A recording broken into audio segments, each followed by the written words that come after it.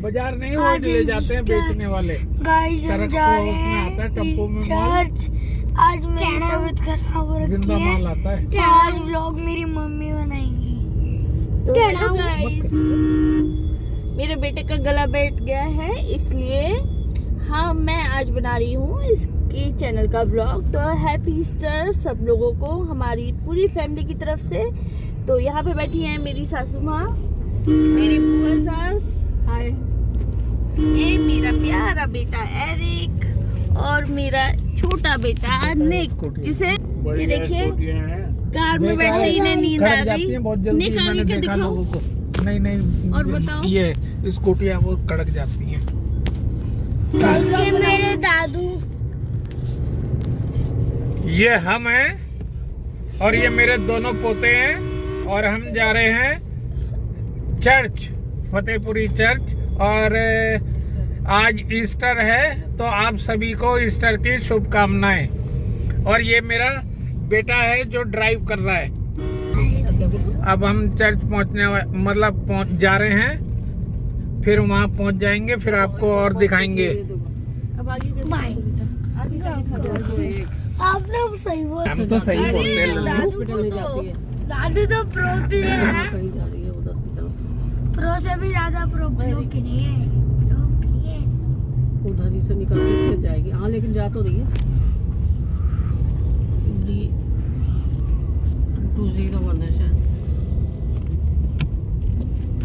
हुआ है संस्कार के लिए आपका धन्यवाद देते हैं, जो इस बात को प्रकट करता है कि वह बपतिस्मा लेने वाले व्यक्ति मसीह की एकता में पाप के प्रति मर जाते हैं, किंतु नए जीवन के लिए फिर जी उठते हैं।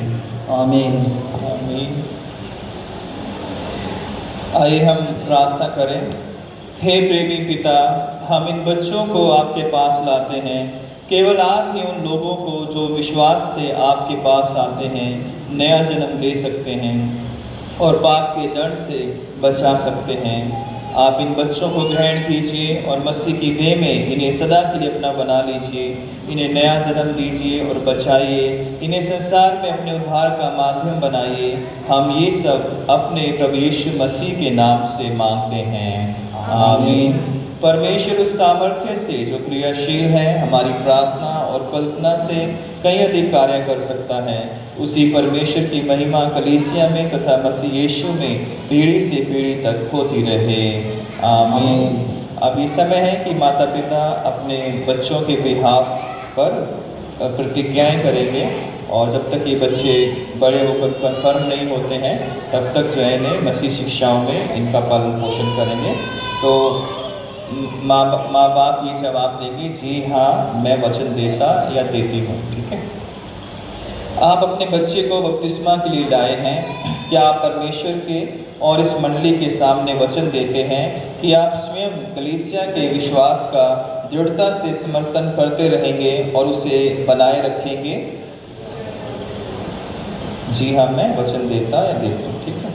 क्या वचन देते हैं कि आप स्वर्ग और पृथ्वी के सृष्टिकर्ता सर्वशक्तिमान परमेश्वर पिता पर विश्वास करने, उस पर भरोसा रखने में अपने बच्चे की सहायता करेंगे? परमेश्वर के पुत्र प्रभु यीशु मसीह हमारे उद्धार के लिए क्रूस पर मरे, वह मृतकों में से जिलाए गए, वह सबके उद्धारकर्ता और प्रभु होकर अब महिमा में जीवित हैं और जीवितों और मृतकों का न्याय करने के लिए आने वाले हैं। क्या आप वचन देते हैं कि प्रभु यीशु मसीह पर विश्वास करने और उन पर भरोसा रखने में अपने बच्चे की सहायता करेंगे?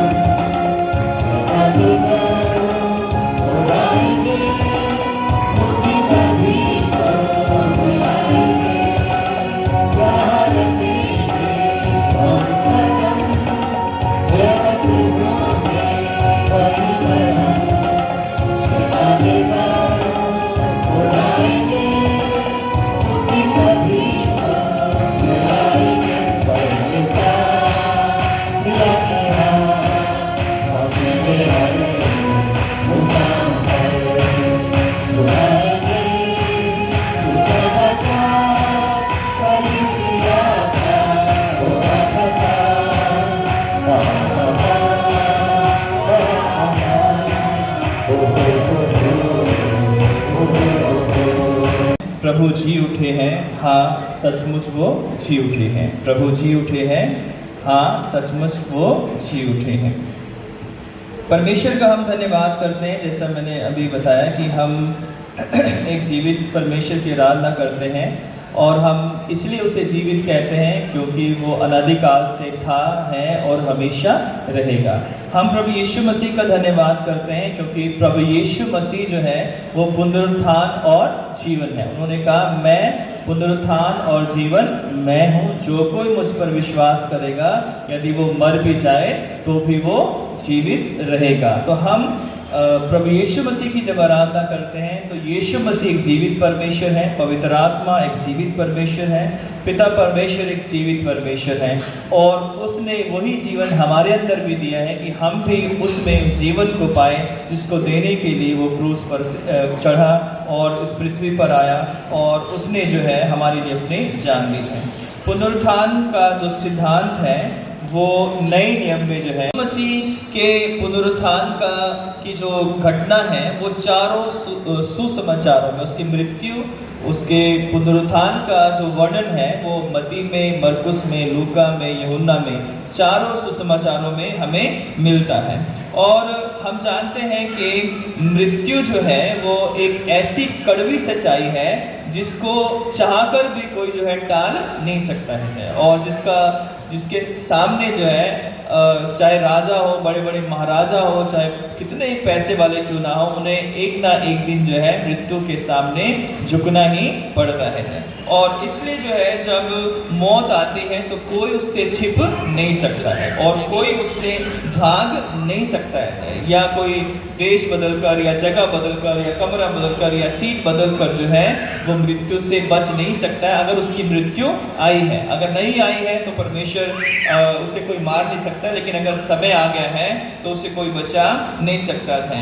और आज भी जो कभी मरना नहीं चाहते थे उनकी भी आज कब्रें जो हैं आज हम देख सकते हैं कि उनके कब्रों पर लोग जाते हैं और जाकर वहाँ पर उनको याद करते हैं या उनको नमन करते हैं।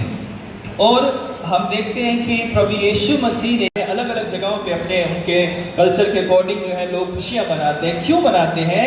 क्योंकि पुनरुत्थान एक ऐसी ऐतिहासिक घटना है जिसने दुनिया को जो है वो बदल दिया है, दुनिया को जो है वो बदल दिया है। अगर यीशु मसीह मरकर जिंदा नहीं होते तो कोई भी उनके जन्म के ऊपर भी ध्यान नहीं देता, और यीशु मसीह के जन्म का अगर ध्यान नहीं देता तो जो हिस्ट्री हम एडी और बीसी में बात करते हैं तो यीशु मसीह ने के जन्म से जो हम हिस्ट्री को काउंट करते हैं, है ना। अगर वो वापस मुर्दों में से जी नहीं उठता तो आज हमें पता नहीं होता कि हिस्ट्री कौन से युग में हम जी रहे हैं, है ना। तो यीशु मसीह का पुनरुत्थान उसके जन्म की और उसके कार्यों की ओर ध्यान आकर्षित करता है। पहला ग्रंथियों अगर हम पढ़ेंगे उसके 15वें अध्याय को अगर आप पढ़ोगे तो वहाँ पे पौलुस बड़े डिटेल में इस बात को कहता है कि अगर जो है हम सुसमाचार प्रचार करते हैं, अगर यीशु मसीह जी नहीं उठते तो हमारा प्रचार करना बेकार था। वो कहता है इसी कारण मैंने सबसे पहले तुम्हें वह बात पहुंचा दी, पवित्र शास्त्र के वचन के अनुसार यीशु मसीह हमारे पापों के लिए मर गया ना। क्या हो गया? मर गया और गाड़ा गया, यानी उसको दफनाया गया, और पवित्र शास्त्र के अनुसार तीसरे दिन वो मुर्दों में से जी उठा ना। पहला ग्रंथियों 5:15 की 3 से 5:4 में ये बात लिखी हुई है।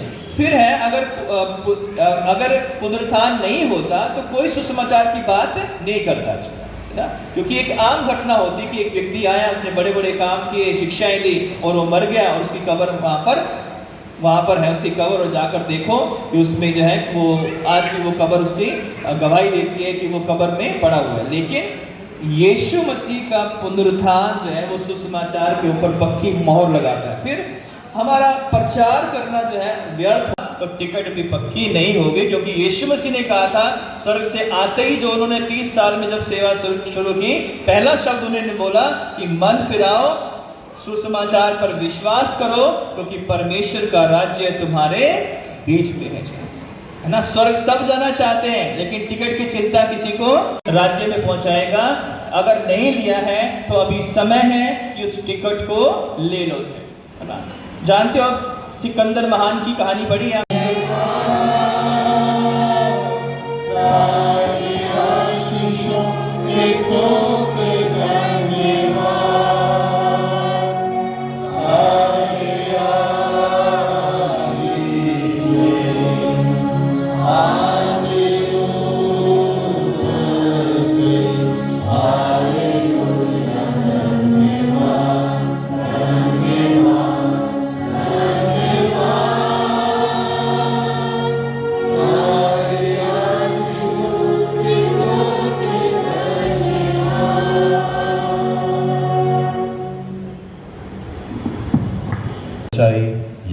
की और मेल मिलाप की रूह से हमेशा मामूर रहो। आए गरीब खुदा करम करके ये बख्श कि जो तेरे पाक नाम का इकरार करते हैं वो तेरे पाक कलाम की सही तालीम पर मुतफ़िकुर राय हो और इत्तेहाद और मसीह मोहब्बत में ज़िंदगी बसर करें।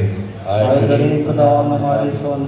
करम करके सब बिशपों, प्रीस्टों और डीकनों को, खासकर अपने खादिमों, हमारे मॉडरेटर परितोष केने, बिशप पॉल स्वरूप, पासबान विक्टर मसीह को फजल बख्श कि वो तेरे सच्चे और जिंदा कलाम को अपने चलन और तालीम से जाहिर करें और तेरे पाक सैक्रमेंटों को वाज़िह तौर पर अदा करें।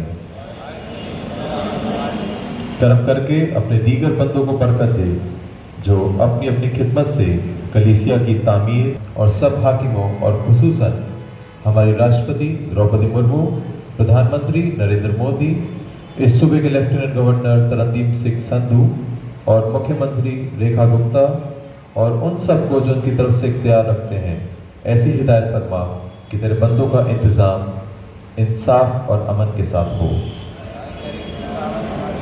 कहत और गिरानी से बचे रहें और शुक्रगुजार दिलों के साथ ज़मीन की मौसमी पैदावार से फैज़याब हों।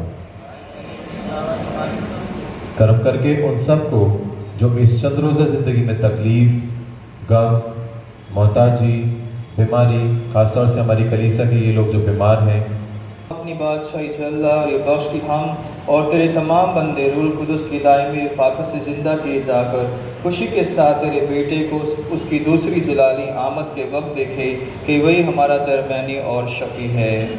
आमीन। आए खुदावन यीशुआ, तुम जो अपने गुनाहों से बदले जान सच्ची तौबा करते हो, तो अपने पड़ोसी से मेरा मोहब्बत रखते और आइंदा खुदा के हुक्मों की पैरवी करके उसकी पाक राह में कदम मार के नई ज़िंदगी बसर करने का कष्ट करते हो। ईमान के साथ पास आओ और अपने दिल जमाए के लिए इस पाक सैक्रमेंट को लो और आज से घुटने टेक कर खुदा का आदि मुतलक के आगे फिर होते से ये इकरार करो।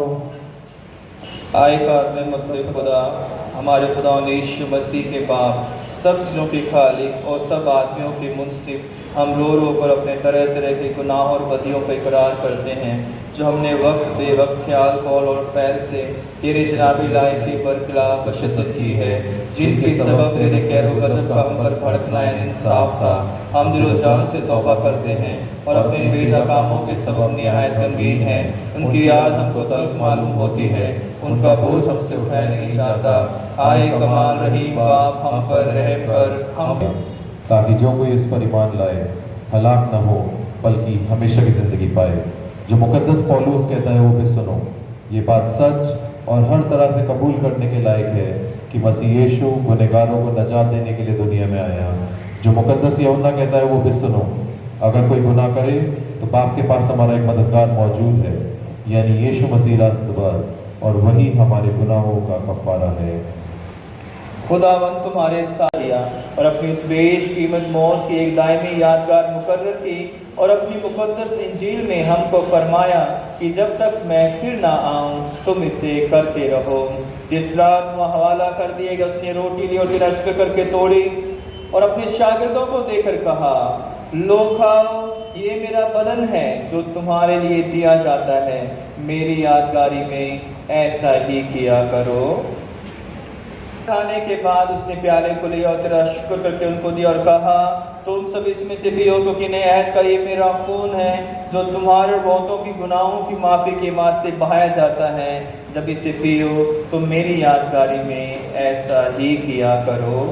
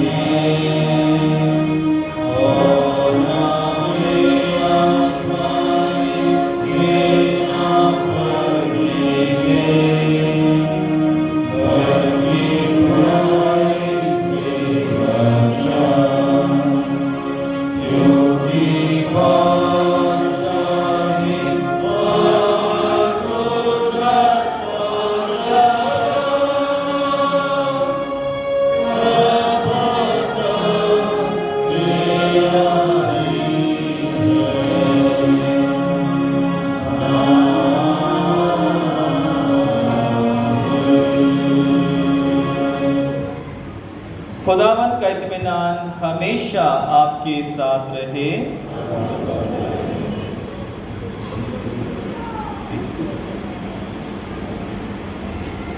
आइए हम दुआ करें।